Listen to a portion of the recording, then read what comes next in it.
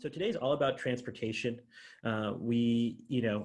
I believe, and I think a lot of people believe, transportation is one of the core principles to creating a sustainable and economically vibrant community, and one that will then enable more economic development and will foster entrepreneurship and will foster innovation. And so that's why it's so important to have this conversation today. And really excited for our next conversation on smart growth and transportation. How can Rhode Island grow smarter, greener, and more accessible? Today, we have our friends from Grow Smart Rhode Island as they lead a conversation on applying these smart growth principles to transportation and part of a larger plan for the state. So thank you so much. We have CJ Opperthauser, Scott Wolf, and John Flaherty from Grow Smart Rhode Island with us. I believe all three of you are here, and I am going to pass it over to Scott. Thank you three for joining us today. Thank you, Bobby and Toonie and Amy and the whole Venture Cafe team. It's good to be with everyone in this virtual space. I'm Executive Director of Grow Smart Rhode Island. We are a public policy research and advocacy organization that's been around for 22 years now, and we are focused on strengthening Rhode Island's economy, preserving our outstanding quality of place, maintaining our really remarkable but fragile urban-rural balance, and generally expanding economic opportunity for all Rhode Islanders through intelligent planning, development, work. I'll talk a little bit more about us in a few minutes, but I want to do two other things first. At first, I want to introduce my colleagues who will follow me. CJ Opperthauser is our Director of Training and Placemaking and does a great job on both of those fronts, as well as being a utility fielder for us on many other activities. CJ's our expert, among other things, on complete streets and on expanding opportunities for bike and pedestrian, safe and fun bike and pedestrian activity around the state. He's been with us now, I think, 3 or 4 years. Time flies when you're having fun. He used to work for Waterfire, and also is a very accomplished poet, as well as a placemaker. My other colleague with us today is really almost my co-director. His title is Deputy Director, John Flaherty. John has been with the organization now for, I think, 17 years.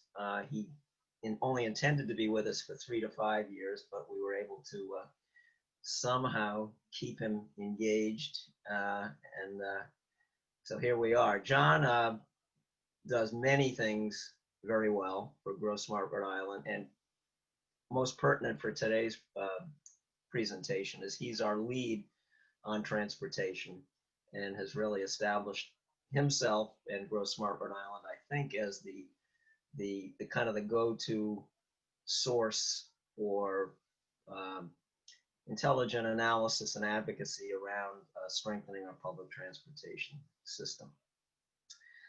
So let me give you an overview of the Smart Growth Movement's vision and mission, and then I'll talk a little bit more about Grow Smart, and I'll talk a little bit about how our movement and our organization is responding to the pandemic. I would say smart growth is both a commonsensical concept and a revolutionary concept. It's commonsensical because it's about promoting growth and development where those two activities can do the most good economically, environmentally, and socially. But it's also revolutionary. And it's revolutionary because it seeks to move us away from the predominant auto-centric sprawl style development pattern of the last 70 years And that's a pattern that has been facilitated by government policy at the federal, state, and local level. Redlining, which I'm sure you're all familiar with, hollowed out some of our urban neighborhoods, and it's part of the whole racial equity discussion we're having today. The whole federal highway program made it easier for people to exit the cities and live in the suburbs. You had certain low interest loan programs for people building homes in the suburbs that contributed to the disinvestment in our cities. And then a lot of subsidies directly and indirectly for automobile use of automobiles. We're trying to reverse that. We're not anti-auto. We're not trying to go back to a pre-auto society, but we are trying to provide more transportation options for people and provide a pattern of development that enables more people to live closer to where they want to work and play than is currently the case.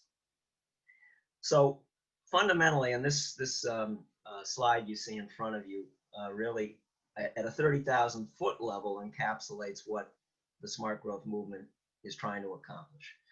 We are trying to simultaneously promote a strong economy, a healthy environment, and social equity.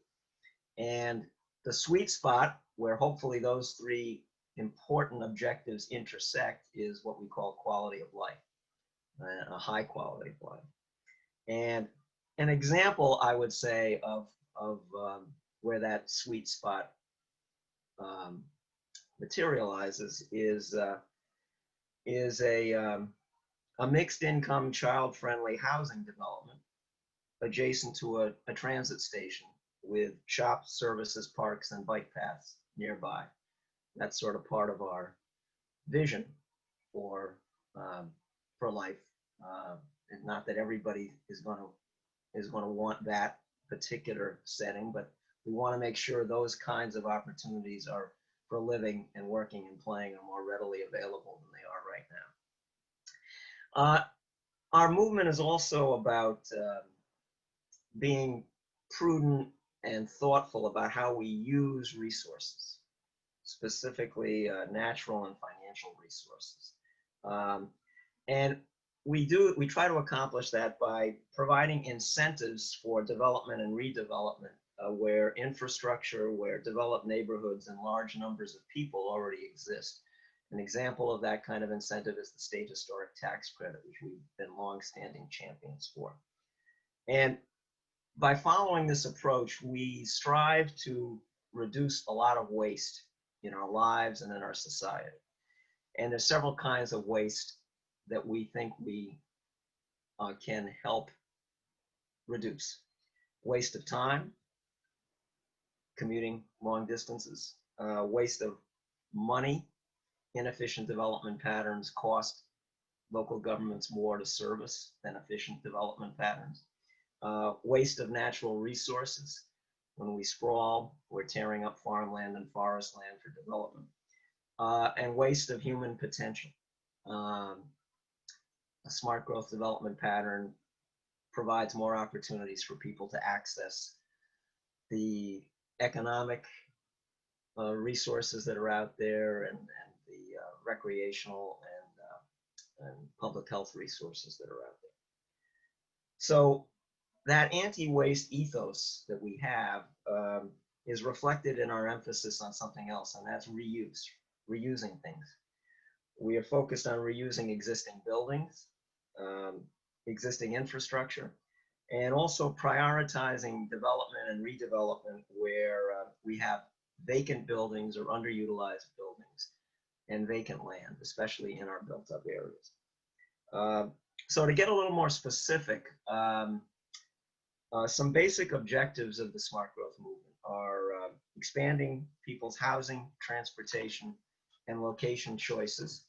And also we push local, state, and federal leaders to be intentional and planful about growth and development. rather than simply reacting to changes in the built and natural environment after potentially major irreparable damage may have already been done. And clearly over the last 70 years, with the autocentric sprawl development pattern we've had, some irreparable damage already has occurred, but we're trying to at least reduce the potential for more of that and see if we can reverse some of what's already happened.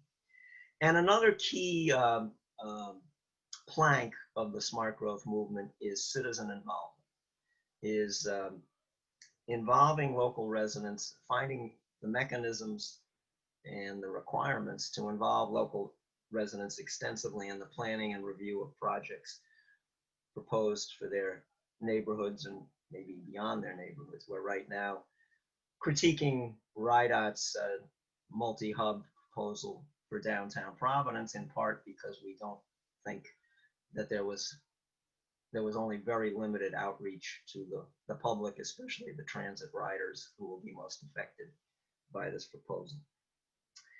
So one other important point I want to make: smart growth is not a code word for no growth.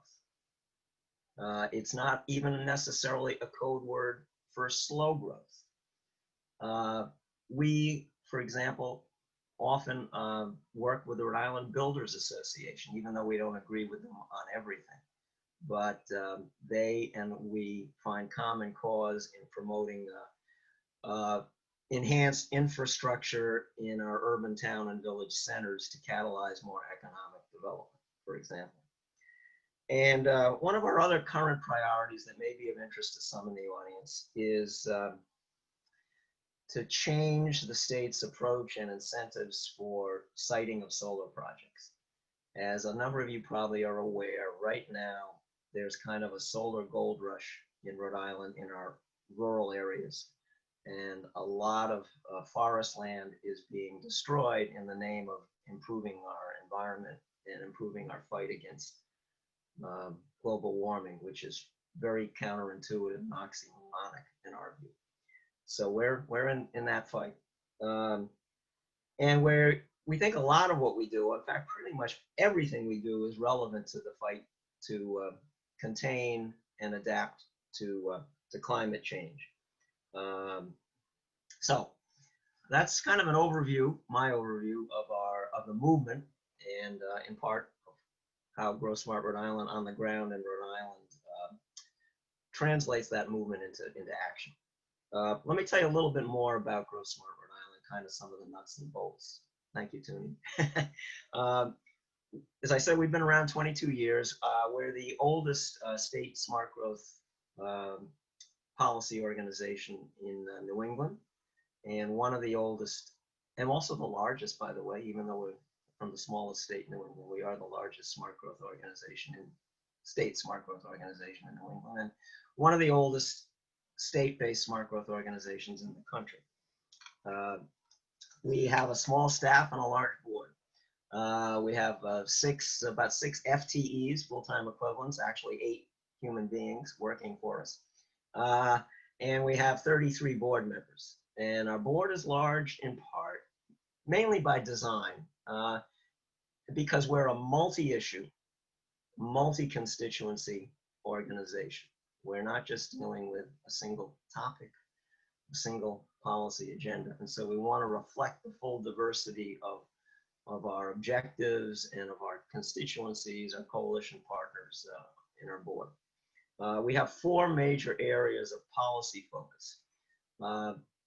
Influencing Rhode Island's economic development strategy, promoting community revitalization, especially Main Street and downtown revitalization, strengthening our public transportation system, which is the focus of much of what we're going to be talking about today.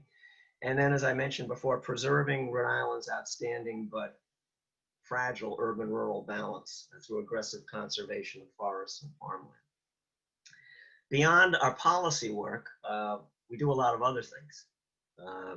We are involved in consciousness raising and thought leadership, which hopefully is part of what we're doing today. We also do convening and building of the movement. For example, we have every every year we have an awards program to highlight outstanding smart growth leaders, projects, and plans. We also every even year have a summit, a major statewide smart growth conference, bringing 450 to 500 people usually to the Rhode Island Convention Center.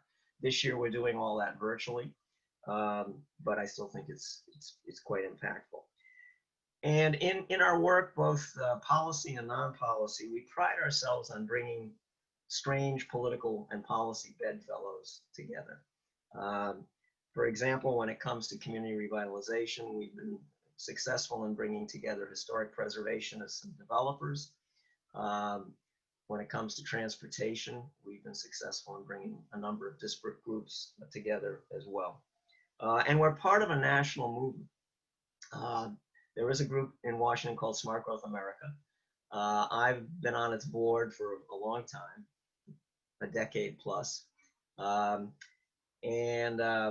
have a lot of resources, informational resources. They help knit together coalitions for federal action, which is increasingly important as the state's financial resources have become increasingly limited during this pandemic. And then there are other national partners we work closely with, the National Trust for Historic Preservation and the National Main Street Center, to name a few. So I want to conclude by just throwing out a couple of ideas about how we see the pandemic affecting our work and the broader society and what we're trying to do to adapt to it. We think because of our movements and our organizations, a cross-sector nature, and our long-term perspective, and our established creative strategies to deal with the social determinants of health, that we are in a position to play a very constructive and influential role in helping us move beyond the pandemic. We also think that a lot of what we stand for and advocate for can move forward the agenda to reduce the racial disparities in health and economic outcomes and access outcomes, especially through our work on complete streets, our work on expanding transit and housing opportunities. When it comes to improving public health specifically, a lot of what CJ is going to be talking about in a minute is very relevant to that. Complete streets, more opportunities for biking and walking and other kinds of recreation. So that's my overview, and look forward to hearing my other colleagues and then having a robust conversation and dialogue with everybody involved. So I'd like to turn it over to CJ to talk about complete streets and bike and ped and that whole important part of our agenda. Great, thank you, Scott. So yeah, like Scott said, my name is CJ. I'm the Director of Training and Placemaking here at Grow Smart Rhode Island, and I also am the co-founder of sort of like a side project, a volunteer-driven group, pedestrian advocacy group called Walk PBD. So you'll see some of that stuff popping up in here as well. But so anyway, let's take a trip back in time to April. If you'll recall, there's this thing called the coronavirus that suddenly swept the world, and certainly the US. And it had its impacts in just about every part of life. And one of those parts of life was actually transportation. So as you can imagine, everyone being sort of quarantined and not leaving their house much more than they already have to, car trips went down. People are commuting a lot less. People are even kind of running errands maybe in lesser spurts than they would normally do. So car trips went down, but also immediately with that, we found that traffic fatalities and crashes went up, which doesn't really make a lot of sense on the surface. But the reason that happened is because of the way our streets are designed. So our streets, even our neighborhood streets, are designed now for cars, not really for people walking or people biking or people using wheelchairs or strollers. They're designed pretty much, for cars. And so what happens when you have less congestion on kind of wide streets is they start to look opened up, and they start to look a lot like highways, and people start to treat them a lot like highways too. So we had a lot of car drivers going much faster than they would normally go because, again, there's less congestion, which is really a flaw of just kind of how our streets are being designed. So that was the first thing. We also found, and I'll not cover this really right now, but transit ridership went down too, which I think factors into, for obvious reasons, just didn't seem really safe. Also because people were traveling less. And, I think it's ticking back up, but certainly the pandemic really caused already sort of troubled in a lot of cities and states usage of public transit already kind of worsened that a bit. Again, it's on the uptick, but that was part of this effect as well. But the thing I want to cover most right now is this third bullet, and you see Dan Rather's tweet here. So we were asked, to keep 6 foot distance and to social distance, but people still, had to get to either work if they're still working out of the house, or get some groceries, or whatever, or just get some exercise, and wanted to walk or use the sidewalk. And most sidewalks aren't even 6 feet wide. A lot of sidewalks are about 5 feet wide. The minimums that we have sometimes are as small as 3 feet to get, to like a minimum sidewalk width, which is kind of egregious if you think about it, if you're in a wheelchair or something. But either way, very few sidewalks here in Providence that accommodate 6 foot social distancing. And again, this is simply because of how we've distributed street square footage and street space over the years. And so Dan's tweet here, maybe when this is all over, we can widen the sidewalks. Sounds great, Dan. But in lieu of that, here in Providence and in many cities across the globe, and certainly across the US, we tried some other stuff to kind of alleviate that issue in the face of the pandemic and to create space for social distancing with active transportation like walking and biking or any kind of rolling. And we had our Slow Streets program here in Providence that the city rolled out. And so as you can see on the map on the left here, the darker parts of the map are higher density residential, and where there's typically less yard space, so people just being able to get outside and get exercise became harder. And remember that this is also, this rolled out at the same time that the parks were still closed. All the parks in Providence were closed at this point, and I believe many state parks were closed across Rhode Island as well at this time. So like outdoor recreation and just getting even fresh air became kind of a complicated task. So the placement of these slow streets largely kind of corresponds with that lack of outdoor space in these areas of town. And the city rolled it out really quickly, which I think is good. The downside to that, which was, if we could do it all over again, I would hope that it would have been done differently, was that there wasn't really a lot of community engagement. I think it has to be said. So there was some pushback, and rightfully so. It's like, without community engagement first, you don't know what people want or where they want it exactly. But luckily, it's a very flexible program. So some streets were changed, some were shortened, and that's completely fine because it really was just composed of a map and these barriers that you see on the right here. So it was a volunteer, really driven program. I mean, DPW and the city did a lot of work to coordinate and to provide all the materials and everything. But as far as the on-the-ground work, it was really volunteers, and that's me on the bottom right there, moving some berries around on the street that I was taking care of, which is Governor Street, which is the southeasternmost line on that map. And you can see in the top right, there's 2 images there of people using the slow streets. I mean, people felt safe biking in the street, walking and keeping social distance. I saw people in wheelchairs and walking their dog and even walking their babies and using strollers, in the middle of the street because, the streets were designated as local traffic only. And if you are using it, to go slow. And it largely worked on at least the streets that I was, kind of actively on a lot. And the simple change really showed you what streets can be when they're kind of, the power of who is able to use the street safely is distributed more evenly and not just geared toward, multi-ton vehicles. and geared toward people instead. And it was, you know, it was magical actually, I think. But so that was, again, in response to this issue of the sidewalks not being historically built wide enough to accommodate social distancing.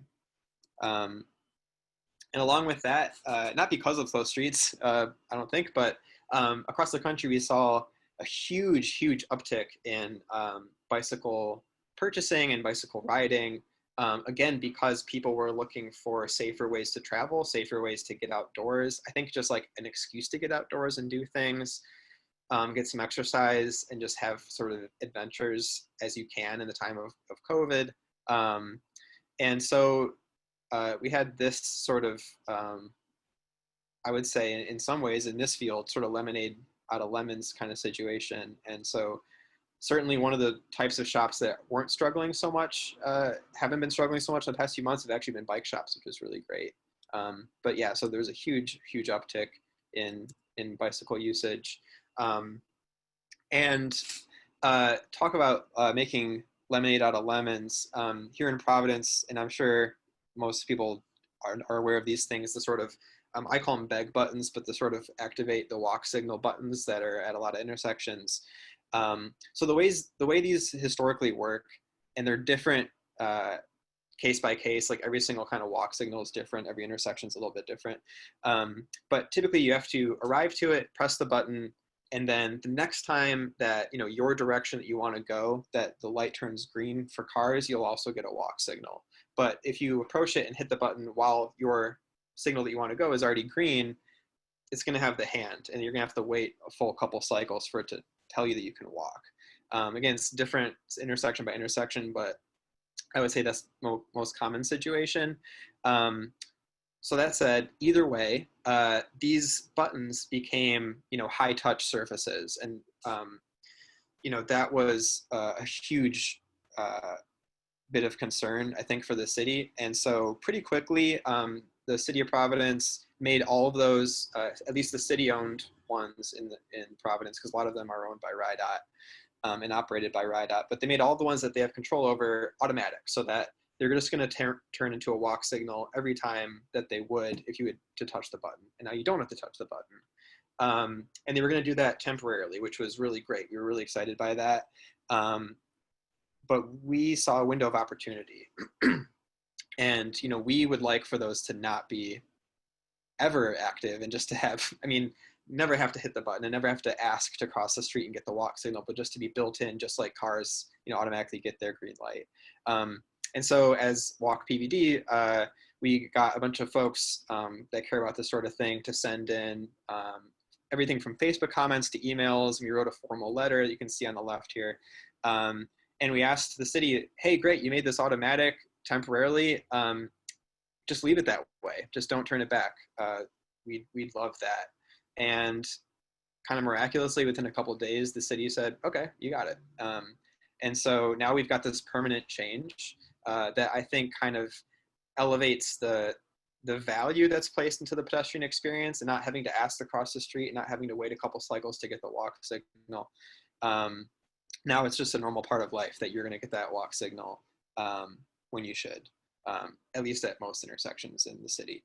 So this was another sort of response to an issue caused by the pandemic that, in my opinion, could have been addressed a long time ago.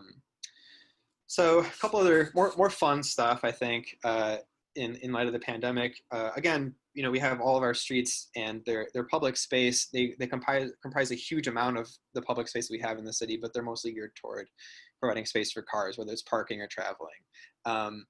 And largely in an effort to, you know, keep small businesses afloat, and we love our small businesses here in Providence, and of course, Grow Smart Rhode Island is extremely concerned about, you know, the viability of our main streets and our downtowns and town centers across the state.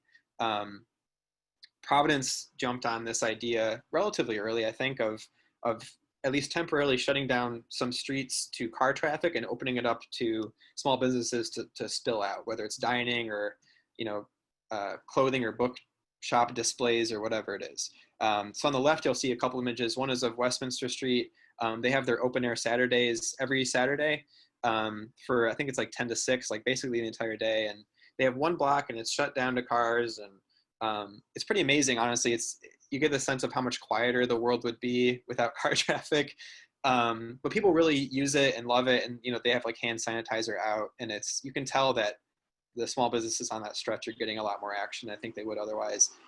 Much bigger endeavor, I think, was shutting down Atwells Avenue to car traffic 2 nights a week, Friday and Saturday nights. I think it's like a few different separate blocks, but just like tons of outdoor dining spilling out from all the restaurants that people love on Fed Hill. As you can see, extremely popular. And in some places, and actually Maine has been kind of a leader on this, some places are shutting down their entire, Main Street, their entire sort of small town downtown to car traffic in order to do this type of thing. And what's extra remarkable about that, I think, is that in these communities, the Main Street in their downtown is also a state highway, which I think adds a lot of sort of extra complications to an adventure like that. But in Rockland, Maine, as you can see, they've been doing that. And actually, I read recently that East Greenwich here in Rhode Island is going to be doing that on Sundays, which is really exciting. So I'm really looking forward to seeing how that pans out in East Greenwich. So they're going to be shutting down their main street to car traffic for at least some of the day on Sundays going forward to do this type of thing and opening it up to small businesses. So again, just sort of re-shifting that priority from car space to people space. And so a concept that is a big part of my work at GrowSmart is this concept of complete streets. And these are streets that are built for and accommodate all users, all modes, all abilities, no matter how old you are or how you get around or what you look like or where you live. You can safely travel in whatever mode it might be, whether it's in a wheelchair, on a bike, or walking, or driving a car, whatever it is. That's kind of the philosophy of complete streets, and that it will be a safe, comfortable, and convenient trip. And I think the convenient part is like, if I want to go from here to here, I don't have to cross 5 crosswalks up here to get across this one street. It's that sort of thing. And so it's a great philosophy, but in order to put it into an actual practice as we plan and we build or even just like repave our streets, you have to make it an ordinance. And so that's a big part of my job, is sort of, pushing for this and helping a grassroots sort of groundswell for complete streets around the state. We do have in Rhode Island only one ordinance right now that's passed. We have some other ones that are bubbling up, which is very exciting. But the cool thing about that one ordinance is it's in Central Falls, and it's the New England's first green and complete streets ordinance. It's not New England's first complete streets ordinance, but the green part means that they include language that requires, like green infrastructure, like street trees and rain gardens and stuff like that, to help with both climate change and stormwater runoff, and heat islands that we heard about a little bit earlier. And in this picture here, the reason I have this is on Broadway in Newport that actually Bill was talking about a minute ago, is it has a lot of the stuff that complete streets a real complete street on a very used street is made of. And you'll see, there's a crosswalk, there are bollards, there's seating, there's bike parking, there's street trees, there's pretty much everything that you could hope for. So it's kind of a good example of all the goodies that come with complete streets. But the reason I really wanted to bring this up is, if Providence doesn't have a complete streets ordinance right now, even though we've got some great plans and projects like the Great Streets Plan and our urban trail network that's coming out and stuff, but a complete streets ordinance would actually make those plans and projects, I think, smoother, probably more robust and stronger, longer lasting. And really a lot of the things that I talked about, these sort of strategies that we've seen implemented in Providence in light of the pandemic, probably wouldn't have had to have happened, or at least not with the same urgency, if we had already had a complete streets ordinance, because our streets would have been at some point slightly redistributed the power and the value to active modes of transportation that weren't just cars. And what happens when you don't have a complete streets ordinance is you can have streets like this. And this is right here in Providence. I was recently doing a walk audit, sort of like assessment for the Avenue concept, who I know we all love, on one of their self-guided walking tours. And this is on their walking tour. And obviously the Avenue concept isn't responsible for the infrastructure here, but this is what it looks like if you're trying to walk their walking tour on the west side and kind of like the south side of Providence. So as you can see, there's no sidewalk, and if you were in a wheelchair or something, you'd have to absolutely be in the street, which really shouldn't happen. That just shouldn't happen. You know, not everyone can afford a car, not everyone wants to own a car, and I think it says a lot when this is what you're forced to use when you don't have that kind of transportation, and when you're just trying to get from A to B in your own neighborhood. And the last thing I want to talk about is another kind of obstacle that we have policy-wise right now that we're facing is last year, the bicycle and pedestrian kind of world faced these two amendments that RIDOT put forward back to back. So the first one, Amendment 11, wasn't, it didn't go through, but Amendment 19 did. And these are delays, reductions, and eliminations for infrastructure money that's really dedicated to bicycle and pedestrian projects around the state. Everything from, you know, bike paths to maybe like better sidewalks on certain state-owned roads or whatever, that kind of thing. And so while the state is desperately trying to have Rhode Island not be the worst state in the country for bridge conditions, which is a very important task, on the way to that, this is sort of the fallout that we've been experiencing. And unfortunately, Amendment 19 did pass in July of 2019, or I think it was passed later, but that's when it was introduced. And it resulted in $37 million of either delays, reductions, or eliminations, and that money kind of got like shuffled around. These projects got shuffled around. And, you know, it's kind of devastating to see that deprioritization on the state level for this kind of stuff. The kind of silver lining to me is sort of like all these responses to these challenges, these street challenges during the pandemic, is it created this groundswell, absolute huge turnout of opposition. I think John can probably speak more to this because he had a finger on the pulse a little bit better than I did, but we had so many elected officials and organizations, you know, writing letters and casting votes to say that they just didn't agree with this, that it was wrong. And even though it still happened, I think it showed the value that at least most of us see in pedestrian and bicycle infrastructure, and not putting all of our value and all of our dollars toward car space.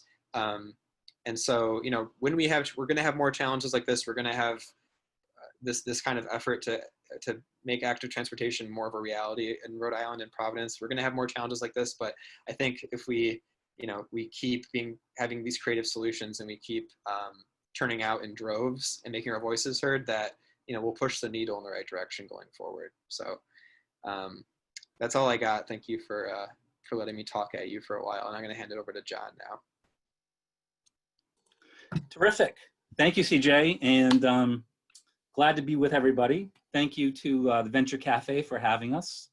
My name is John Flaherty, and what I'm going to try to do, I'm obviously, I'm in my virtual element here, ready to talk transit, but I'm going to try to move through some of my talking points fairly quickly, because what I really want to do is to make sure we have some time to hear some of your questions and engage in some discussion.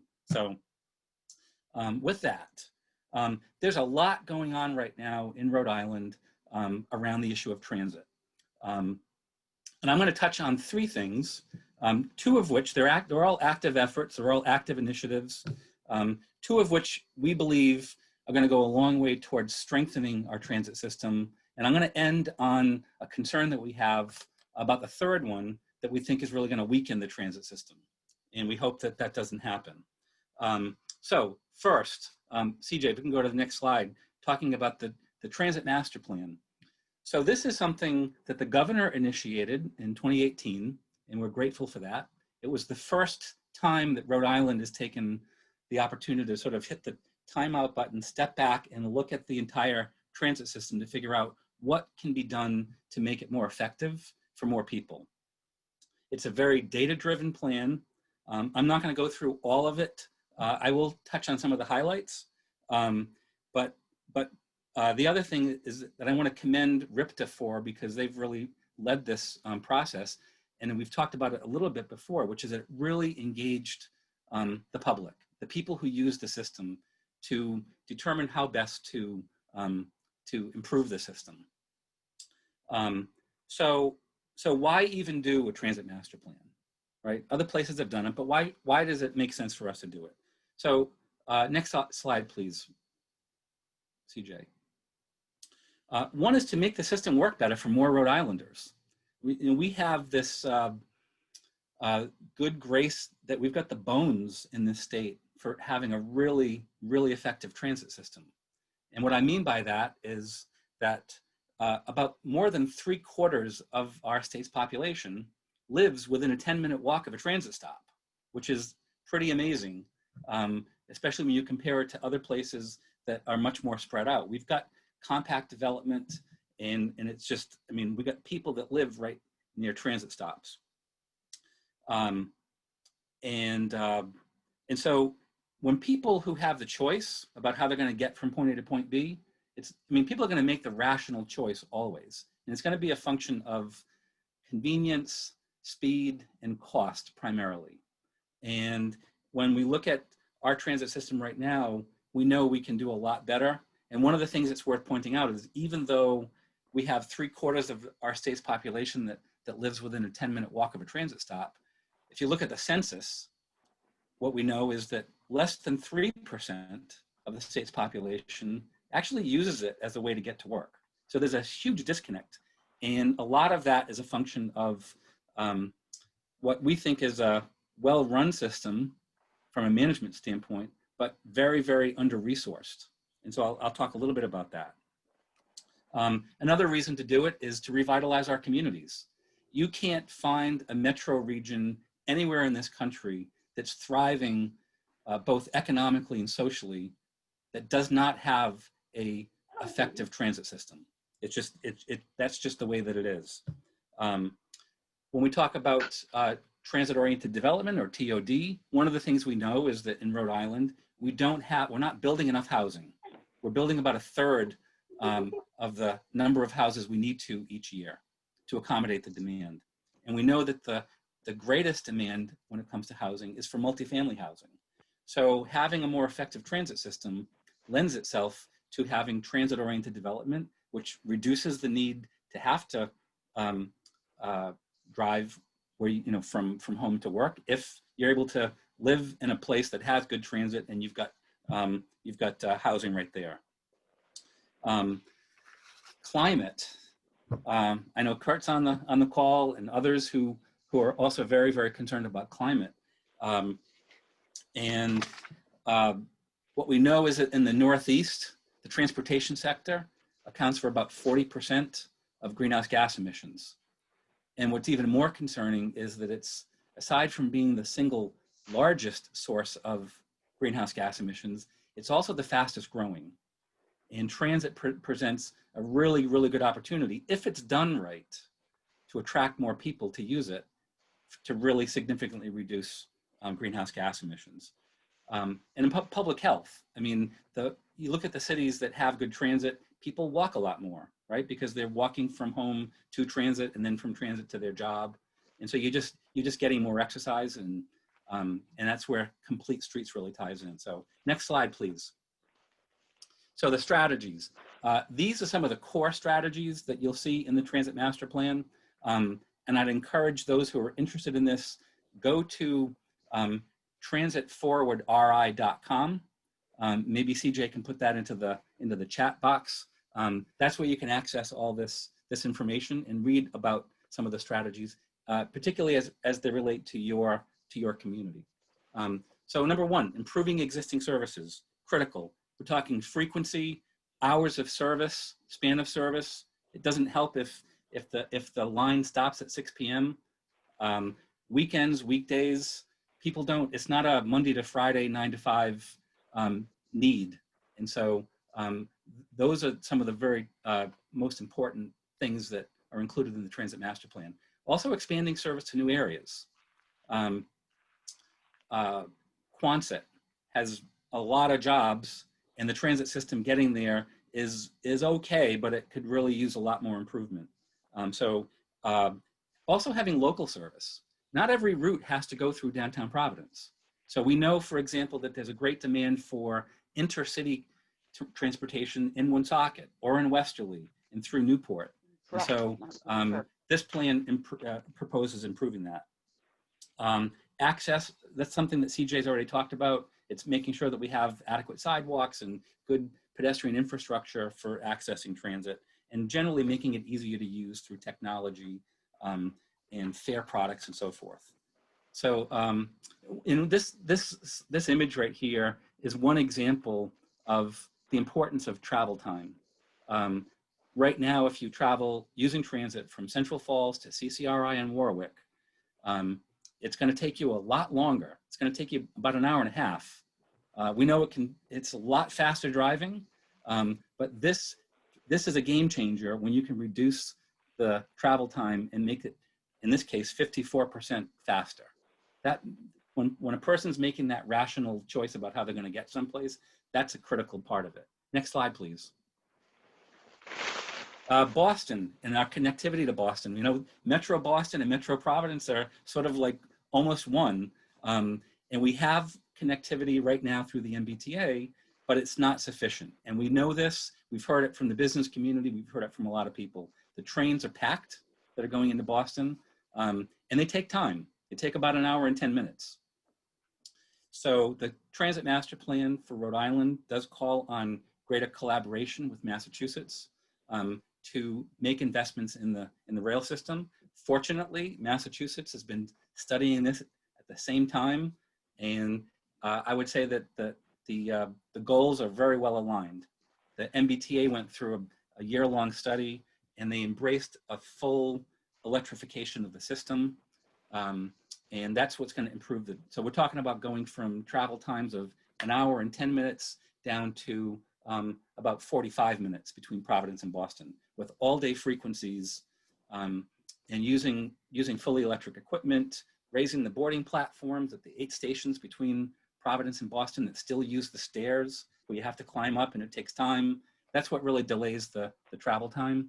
So that's something that's really worth looking forward to. The MBTA has embraced it. Not only have they embraced it, but they have recommended starting with the Providence line, because the Providence line is already electrified for Amtrak, but MBTA is running diesel equipment, and that's what takes, it slows it down. They can't accelerate as quickly, they can't decelerate it as quickly. So I'm gonna move on from this and talk about if that weren't enough in terms of the improved rail connectivity between Providence and Boston, we've been working with a group of folks throughout the broader New England region on a concept for something called North Atlantic Rail.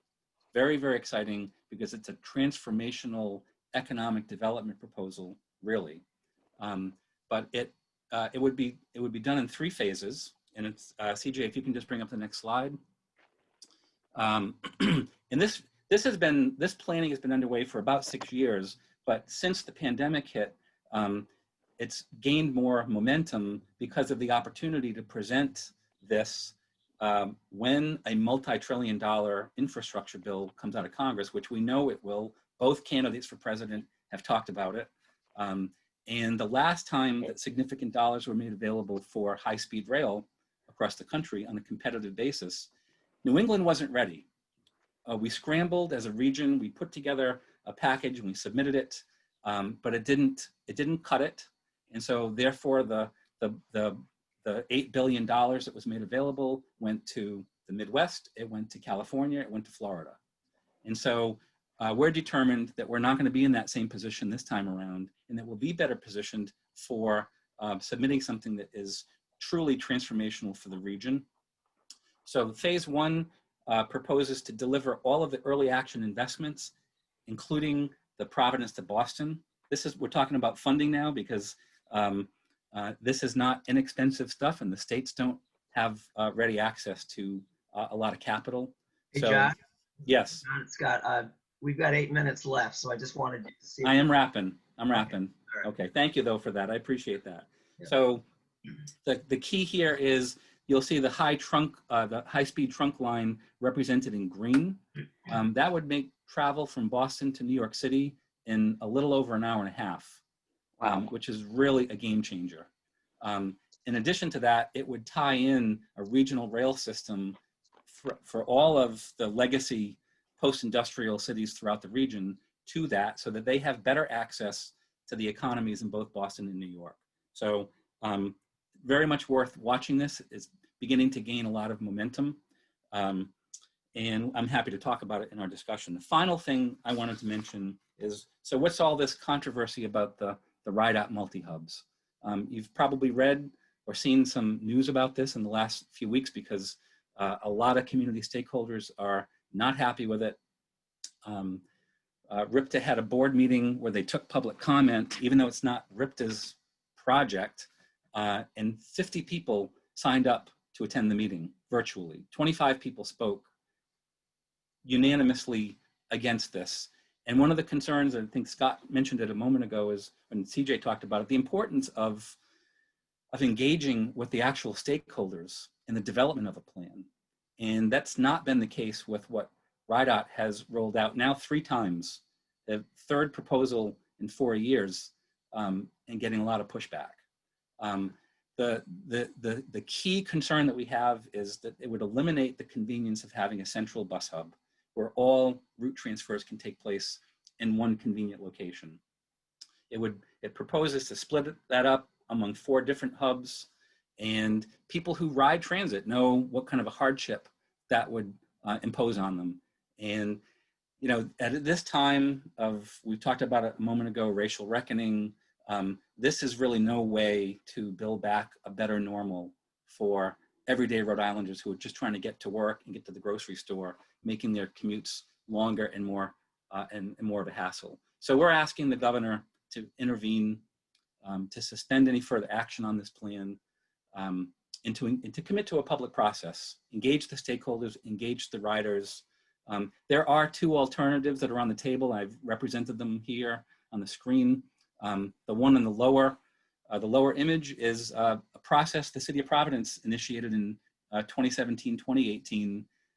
Very collaborative, open process, came up with a consensus for a path forward of how to both improve Kennedy Plaza as a public gathering space, but also improve the transit system. It's gone nowhere. We don't know why. And more recently— Hey, John, 5-minute warning. Okay. More recently, the one on the top is represented as a transit hub, single primary hub along Dorrance Street near Dyer, that would achieve the goal of having everything take place in one location. With that, I'm sorry that I flew through it, but we can use the last 5 minutes to have some questions and dialogue. Thank you. First of all, thank you all 3. Thank you, Scott, CJ, and John. Really awesome. And I don't know if the 3 of you were able to follow the chat robustly, but lots of conversation going on, lots about neighborhood development, walkable streets. Real quick, before we get to that, just to finish up, John, what you were talking about, I'm still confused because I've been following a little bit about this hub. Why does RIDOT even want to split up? Like why spend the $50 million or so forth to do it? Well, they're doing it on the basis that it's their belief that it's going to introduce service to new areas, in particular the Innovation District, and that they think it's going to be a benefit. But I'll just point out that as far as I can tell, no one who actually rides the system has been involved in developing the plan, and that's a problem. So it's very concerning that they're proposing to use the $35 million that was approved by voters in 2014 for improving transit infrastructure. And we think it's going to be, if they proceed with it, it's going to be used to actually make it worse. And that's just not what the voters had in mind in 2014. I think the other kind of 800-pound gorilla in the room is that there is some long-standing push to deconcentrate Kennedy Plaza. And this is sort of a class issue to some extent. And, you know, a lot of the arguments made for this are sort of technological and policy driven, but I think if you scratch beneath the surface, there's a desire to substantially reduce the number of low-income people who are congregating in Kennedy Plaza. Yes, I'm well aware of some of these efforts, as it's impacted even my own. And we're not, you know, as John said, we're not, if we can find a way, you know, it's not a great scene for some of the low-income people who are there. It's not just the white-collar office workers. So if we can find a way to maintain convenience for transit riders and deconcentrate Kennedy Plaza, we're all for that. But we don't want to have such dispersion that there's no one hub that has a critical mass of service to make it convenient for people. That's why it's important to note that we do have two alternatives right on the table right now. We're not saying go back to the drawing board and develop something new. There's two things we can go right to. Yeah, and again, we could talk about this for hours, and I would love to. But one of the comments that was made in the chat that was robust, a lot about streets and some comments about one-way streets, and maybe someone can shine a little light on the effectiveness of one-way streets or lack thereof as a way to kind of calm congestion or improve mobility. Yeah, I'll talk about that just for a second. Typically, I mean, in a lot of old downtowns, you'll have like maybe a one-lane, one-way street, maybe you have parking on either side. But I think the bigger problem is when you have a two-lane, one-way street. It becomes increasingly like a highway. I can say, like one of the first projects we're going to see that becomes an urban trail as part of the Providence Great Streets Plan is South Water Street, right by where I live, right across the river from all of you guys. And South Water Street is a two-lane, one-way street, and I think it's marked for like 25, 30 miles an hour, but people routinely fly 50 plus miles an hour down that road. It's like a serious issue. And the plan is to make it one lane, one way, to have an urban trail next to that and still have parking on both sides. And as soon as you make it, you know, a little bit thinner, it's going to slow down a lot. So I think one ways typically are more dangerous than two ways because they feel, again, more and more like a highway, like a freeway. Typically, if you had a two-lane one-way street and you made it two-way, it would immediately be slower. I think Exchange Street was relatively recently changed from one-way to two-way. With bus stops on either side, crossing has actually gotten a lot safer. So it does work. Awesome. And we're at 1 o'clock, so don't want to take up too much time and keep us on track. But two kind of quick questions. What is the timeline for electrification of these trains? Is there an active timeline, or is the budget crisis going to kind of hinder any of this? Remove from the diesel. Yeah. So short of any sort of infusion of infrastructure stimulus money, we have to find that money to do that. And MBTA has been directed to do that. A lot of the improvements would need to occur on the Massachusetts side. But what I will say and give a shout out to RIDOT is that they've taken the lead for applying for a joint grant with the MBTA to complete the full study. And I think that'd be like a 1.5 to 2 year window to finish that, and then they would do the next grant for actual construction. I think that the soonest you'd see a full conversion is probably, and if everything would have fallen into place, it's probably in like the 4 to 5 year range. Which is kind of a shame, because when we had whatever our snowpocalypse a couple years ago and this all got unveiled, that all the trains are falling apart. It's, you know, they're already done. Yeah. Well, so much more to talk about. One last real quick thing brought up about having multi-hubs for transit out the state. And and this is being drafted in your plan that's kind of being finalized right now. Is that correct? I'm sorry. Could you just restate having transit hubs in urban corridors throughout the state, in the Woonsocket or yes. So I want to make it clear, by the way, that the plan is not our plan. It's not Grossmart's plan, but it is RIPTA has been leading it. I know that Zach is in the room from RIPTA. But they're proposing mobility hubs throughout the state, actually one in every community at scale, where you would have, it would be one location where you could have bike share, car share, where you get the bus, and there would be some level of amenities, again, to scale at the community.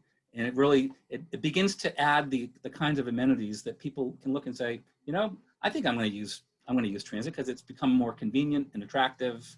And that's where I think we have a huge opportunity in the state to make that shift. But we have to be able to deliver the right service. If it's going to still take you twice as long to get there, people aren't going to use it. Well, thank you all so much. We'll leave it at that. Really appreciate everyone's comments, and thank you so much for this engaging conversation. And we will dive deeper into the Grow Smart plan. I think there's a lot of opportunity for us to engage with you and to provide feedback. And there's a lot of opportunities just blowing up in my mind about innovative entrepreneurial endeavors that can come out of these projects as well. So excited for that. Really. Yeah, please feel free to follow up with us, both Venture Cafe and others on the call, and want to engage and brainstorm and move the state forward as best we can.